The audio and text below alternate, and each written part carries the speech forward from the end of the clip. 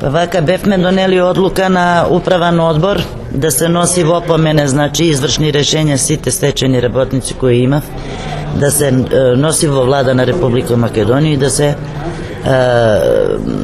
proglasi, da se kaže дека граѓанска непослушност од страна на стечени работници ки има. Зошто?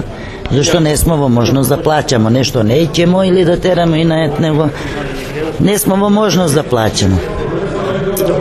Како што знаете, предлог закон е во процедура, бевме во петок, значи, на Комисија труд и социјала, меѓутоа не се изгласа на жалост од страна на владајуча партија, мада ќе иде на пленарна седница, каде што смо малку и песимисти, поише смо песимисти него оптимисти, така што еве немамо друг начин, значи да се справимо с извршни решења, опомене, с сиромаштију и донесовме, значи, одлуку на ниво на Републику Македонија, значи сите стечени работници, сите здруженија ке си од сега во своји здруженија собираат опомени и извршни решенија кои ќе се носи во влада на Републику Македонија.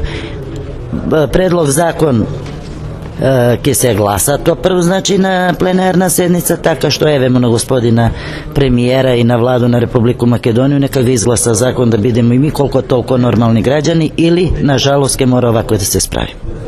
Зашто да се носат тие решенија во влада? Зашто не сме во можност да си ги платиме.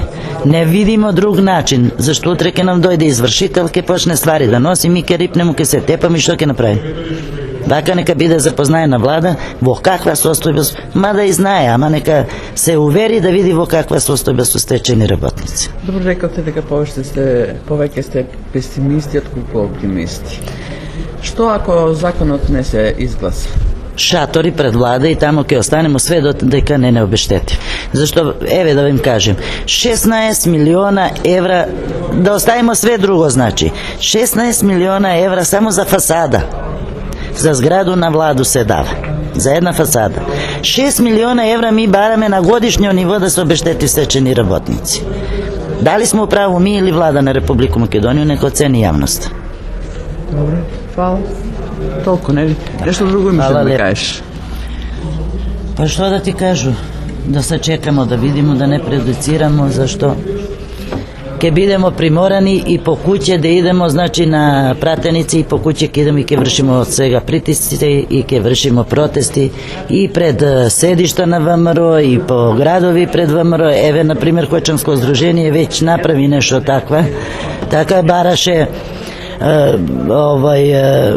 бева пред седиште на каде што прима странке Бети Кузмановска во Куманово во Кочани пратеничка, бара да излезе или да ги прими, да ги даде објаснување, меѓутоа господја не ги удостои, така што ќе почнеме на сви могучи начини. Само да нам сачува Господ памет да не ги се степаме. Зашто ќе завршиме во затвор. Ама у шутку многу убаво, еве га, у наше овој Кршање многу убав затвор направива, па и ако не терав тамо, па и ке ги тепамо. Ич не ме око трепнуе. Нема од што да се живи. Видите, имамо, значи, имамо стечени работници с мождани удари, нема во што да се лечи.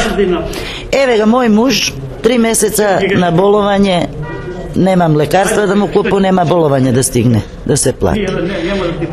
Да појде од мен, имамо само храногродитела, Младеновски Милчо, дете му се школуе, откуде и он, ајде да зборим.